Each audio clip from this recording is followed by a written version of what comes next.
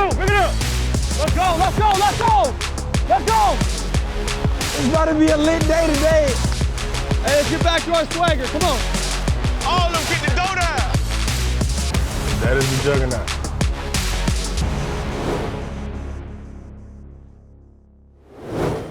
Welcome to the Audible presented by Verizon. With 5G, the Vikings can scream, stream, and share every play in 5G quality. Welcome to episode 2 of the Audible presented by Verizon. My name is Gabe Henderson, alongside Ben Leber. As always, we have a really cool player guest today.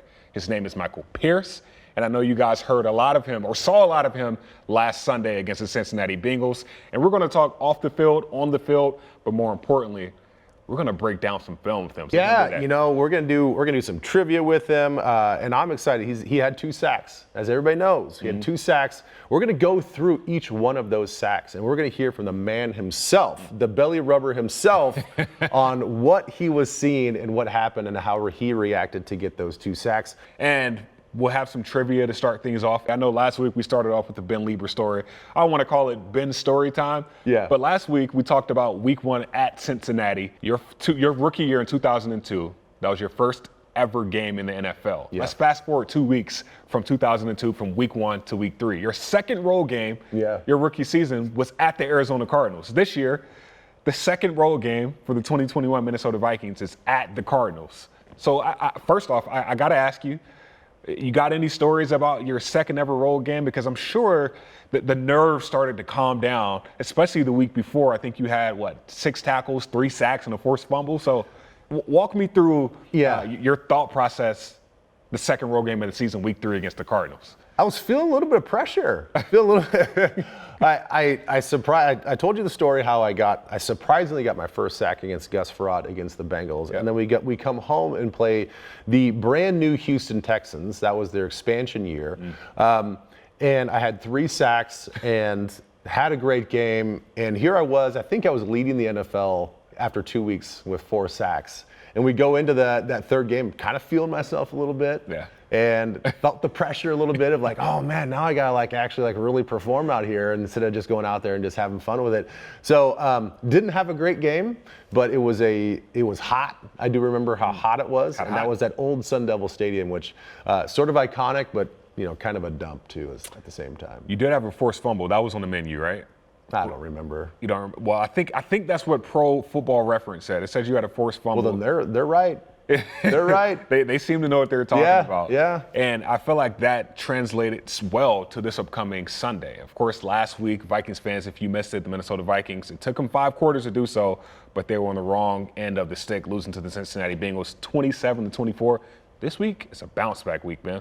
Well, it has to be a bounce back week. I mean, I know that we're only talking about game 2 of 17, but we always say that we want to see the biggest improvement from week 1 to week 2. And namely, obviously, you don't shoot yourself in the foot and you take care of the penalties, the pre-snap penalties, the holding calls. Give yourself a real chance to be successful on each and every play. And we all know how talented this team is. So again, clean up those mistakes, and I think that we have a great chance. Even though Kyler Murray, Chandler Jones, that team looked fast. They really can run to the ball on defense. We know what Kyler can do extending plays. It's going to be a challenge, but I think if we clean up those mistakes, we definitely have the firepower to stay with him and win this game. Yeah, you hope so too, especially being in Arizona. We know State Farm Stadium, where kickoff will be 3:05 Central Time on Sunday. It's an indoor facility, indoor stadium, but they play. Thankfully. Thankfully, it is an indoor stadium because the Vikings, they play all their home games at US Bank Stadium. So they're used to playing in an environment where it's controlled. However, it is grass. Mm-hmm. This is one of the only, outside of the Las Vegas Raiders stadium, where they actually play in a dome, but on grass. Yeah. So what changes as far as the surface? Do you expect guys to play faster versus, cutting a little bit better? What's going through your mind? Well, from the way I understand it, and it's probably been fixed, but we experienced at the time that the grass, it comes into those trays, and those trays, although they're deep, the roots just don't have the system that natural grass that's not on these plates and trays move around in. So it is a loose turf. It is grass. So you get to go out there. you may have to go through part of your warm-up in your molded cleats. You may have to go through part of your warm-up in your screw-in, half-inch, three-quarter cleats. You're gonna have to figure out what's the best footing, because obviously you don't want to be slipping and falling all over the place. So a little bit of a feeling out period, but nothing these guys can't handle. Yeah, I'm sure one person will be wearing black cleats because that is he's very superstitious, and I guess over the first 10 years of his career, he's worn black cleats every single game. He wears white cleats in practice, but his name is Patrick Peterson. Yeah. He's going to Arizona for the first time since being a Minnesota Viking. But I don't want to talk about him yet. I want to talk about why the trenches, the defensive line per se, will help the secondary. Well, my goodness, when you're facing a guy like Kyler Murray, I mean, it's going to come down to really to our front four. And I think you have to be really strategic about when you play man coverage. You got to be really strategic about when you blitz and what type of blitzes, because he's so quick and he's such a gambler and such a risk taker that I think the best approach is to just rush four and ask those guys to be very disciplined in their rush lanes. Now, you can still run some inside twists, because that does help. That kind of clouds up some of his escape lanes. But it's really going to help out the secondary. If that front four, without bringing a fifth and sixth blitzer or rusher, is really going to help out if they can just get there with the four-man rush. And so I'm looking for big things. I'm looking for a good rotation of guys, keep guys fresh. Yeah. And that way the guys can just, in the back end of the defense, just focus on covering their very talented wide receivers. That's a great point that you just brought up. And just referencing Andre Patterson earlier this week, he says when Kyler Murray comes up to the line of scrimmage, he looks at the gap. He says, okay, well, the A gap is open. So if all else fails, I know I'm able to run through this gap. So he says his defensive linemen have to be great at disguising what gaps they're going through. For a guy like Michael Pierce, who's joining our show next segment, how big of a week is it for him? Like understanding that, hey, I had a great week last week. I had 2 sacks, but at the same time, I've got to be better, and there's more on my shoulders this week, understanding that we have a running quarterback. Well, it's a lot easier said than done, but they really have to just think about what is the team philosophy on this particular play. And I know it's a team game, but we all understand that individually guys want to make plays. And sometimes when you do that, you play out of body and you go against your responsibilities. And there might be a way where, maybe a guy like Michael Pierce, because he's so strong, is going to get that separation. And he may feel that tendency to cross face because he thinks that he can get to the quarterback. But those are situations like, nope, I got to stay right here. And maybe for this particular play, they're asking me to not even rush the quarterback, but to just kind of stay on the line of scrimmage and then get off and try to make a play if he tries to break the pocket.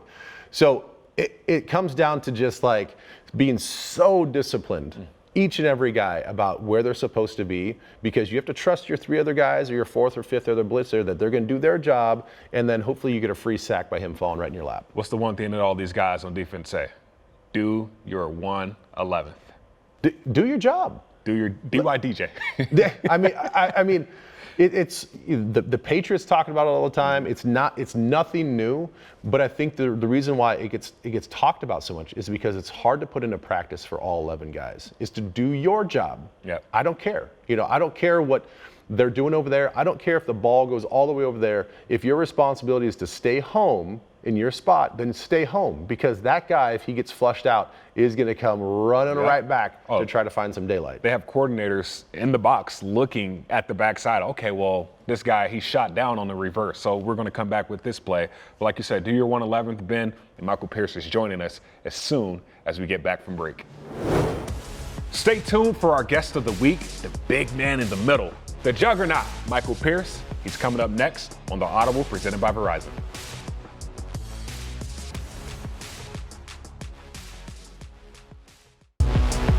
Let's go, bring it up. Let's go, let's go, let's go.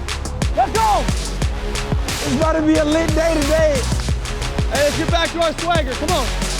All of them get the dough down. That is the juggernaut.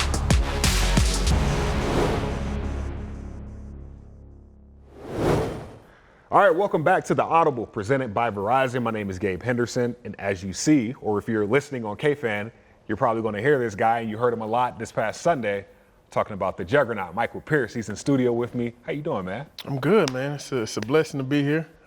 Ready to get the week rolling and get to Sunday. So now you got your Dodgers jersey on for the fans that can actually see you. Clayton Kershaw, you're a baseball fan? Yeah, a little bit. Grew up a Yankees fan. Oh my God. But Derek Jeter was my guy. But everybody, no matter where you're from, loves Derek Jeter. So spent a lot of time in LA. Got to go to a game. Clayton Kershaw threw a lot of strikes and ended up with this jersey. So Yeah, that's how it went. Yeah, especially Kershaw is one of those guys where he gets paid he gets paid a lot of money to do something at a high level, and he's really good at it. And just speaking of being really good at your job, I want to talk about somebody in our first trivia question that's really good at his job also. Okay. So as I pull the question up, I'm going to put you on your toes. All right. First question is multiple choice. The second question is true, false. First question. Which current or former Arizona Cardinals player grew up in the Twin Cities and was a ball boy for the Vikings as a teenager? A, Kyler Murray. B, AJ Green. C, Larry Fitzgerald. Or D, Chandler Jones? Cheat code. So I talked to Larry Fitzgerald's pops. Really? Interview. Yeah, when I first got here. So I'm gonna go with him. I know Kyler's he's a Texas guy. AJ Green grew up in South Carolina. And I don't know I think Chandler Green, they're from like upstate New York or something, right? So yeah. So you did your homework. All right, so this is a true false question. Larry Fitzgerald, since you answered it right, Larry Fitzgerald has more tackles than he has drop balls. True or false? I would have to say false. True. No way. Hold on. What was the question again? I said he dropped more passes. No, he made more tackles than he has dropped passes in his whole career. In his entire career. He played like 13 years. He has more tackles God. than he has drop balls in his entire career. True professional at that. Yeah. That's insane. How would you compare that to defense? So I would say, so we'll go with like a corner. So you say like Pat P has more touchdowns than like pass deflection. It's got to be something like crazy. Insane. Yeah. It's like you just assume, you play 16 years, you get 100 targets a year. A year. I mean, I know they had a year where DeAndre Hopkins dropped 0 passes, but they don't do that year after year after year. So somebody threw a good amount of picks in the past. I mean, he made a lot of time. You got to be right place, right time. But still, that's incredibly impressive. Dude, it's impressive, and I don't know the actual number. This may be something we can look up after the show, but to have that kind of stat shows you the level of discipline that he has and like his mental preparation getting for the game. And I know your mental preparation, one thing you do, you like jazz music. Love it. What's on the Spotify playlist? What did we come into today? I had a little Maynard Ferguson on today. Ooh. Peter White's always one of my favorites. Yeah. Bonnie James is one of my favorites. So I kind of rotate through there. But now I got a little bit of everything. So I watched like a Miles Davis documentary not too long ago. I watched the one on Netflix. Super good, very informative. So I got into his music. I wasn't as deep into it, but once you learn about his story and stuff. So why jazz? What does jazz do for you? It's just calming. So my dad used to play it along with like Anita Baker, all the old school stuff, Saturday mornings while you're cleaning up. And it just kind of, he played it throughout the week too. But just kind of got ingrained in me, something I fell in love with. And, being down from the South, close to New Orleans, the jazz influence is always in a lot of different things. Man, I tell people all the time, like if you're from the South, I'm from North Carolina. So if you're from the South, like live music or anything with real instruments, like you got my attention. For sure. To be able to sit down and have something to chill you out like that says a lot, because I feel like once you get on the field, you're going, it's like a change of a person, right? Yeah. Now I try to, it's easy for me to get overly hyped for the game, and then you'll just mentally burn yourself out before kickoff. So for me, especially like this year, I woke up at like 5:15 last week, no alarm. I was mad, but that my brain was just rushing. So got my little jazz music, got in the shower, sat there, prayed, went through some notes and stuff, and I had to calm myself down. So my jazz music does that for me. So man, it's just about keeping an even keel and then ramping it up when it's time. Mike, this segment of the show, we talk football, and of course you were the most talked about player coming away from the Cincinnati Bengals game. 2 sacks, 7 tackles. before we get going past that, you walk me through that first sack. I mean, we saw the spin move, but just walk me through that play to get to Joe Burrow. Cincinnati. Joe Burrow set to throw, and he'll go down. Sacked at the 11-yard line. The moment after faking, Michael Pierce was in on it. It's something that Coach Dre just like drilled into my head all week. You know, obviously we break down each and every player, but he said when you're in that zero, just let it go. Don't overthink it. Don't do anything that you haven't been doing at practice. Just, you know, I ended up doing just like a snatching over. Simple move, but it's just like having that freedom of two-way goals and everything. So, you know, when you line up head up on somebody, you don't know if you're going left or right. So I start off with a jab, try to snatch him towards my left, and then came back over to the right. And kind of just like the Red Seas party, man. It like coming down the barrel, you kind of just run, you like running full speed, you're like, don't miss, don't miss, don't miss. I don't have a lot of sacks, but I've missed at least 4 or 5. So, you know, just doing too much. So, try not to overthink it. Just run straight down the barrel, and we hit home, man. Like I said, Dre's given me like a ton of confidence. He's seen that I had an athletic ability to do some different things than I've done in the past. So, man, I just give him credit and just super thankful that they believe in me and let me play. So the picture on the screen just passed, but you got to explain the belly rub. Because that's something that we all want to get behind now. Okay. So, like I said, I've told a lot of people I am a historian of the game. Most Vikings fans may not appreciate this, but that was a B.J. Raji tribute. He made that like the nose guard thing. So he was a super good nose guard. I studied his game a lot, and he got a good amount of sacks in Green Bay. So, you know, I got some other stuff planned if I get a sack in Green Bay. But I don't know him at all. But it's just a little tribute I got from him. Just stealing some stuff off him for real. Respect. The second sack. Walk me through that one. On 3rd and 3, Burrow in the pocket. He is going to go down. Hits out the 35. Vikings get another sack, and it's Michael Pierce, the heaviest Viking on the roster, over 340 pounds.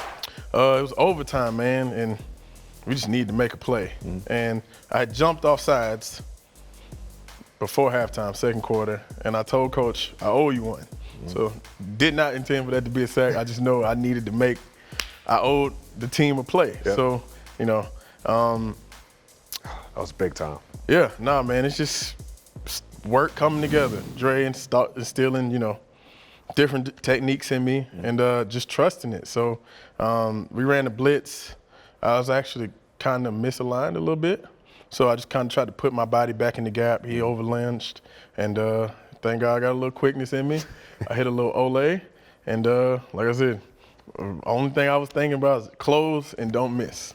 So, we got him on the ground, man, and they ended up having to punt, and that was just, that's probably the biggest play I've made in my life. So wow. I was super happy about that one. And you ran about 20 yards past the line of scrimmage. The happiness. And then blew a kiss. Yeah, that's the Jesus.